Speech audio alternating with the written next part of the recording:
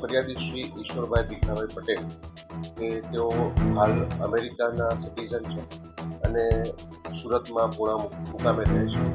ત્યાં તેઓની પોતાની અલગ અલગ જગ્યાએ જમીનો આવેલી હતી.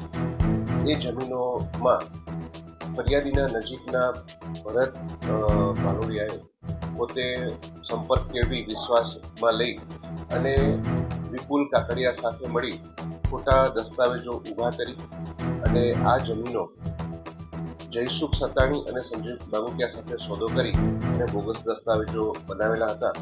જે અનુસંધાને ફરિયાદીની ફરિયાદ લઈ આઈપીસી કલમ 465, 467, 468, 471 વગેરે મુજબ ગુનો દાખલ કરી આરોપીની અટકાયત કરેલ અને આરોપીઓના મેડિકલ દરમિયાન જયસુખ સતાણીની તબિયત થોડી નાદુરસ્ત થતા તેને દાખલ કરવામાં આવે છે અને અન્ય 3 આરોપીઓની ધરપકડ કરવામાં આવે છે. તપાસ ચાલુ છે.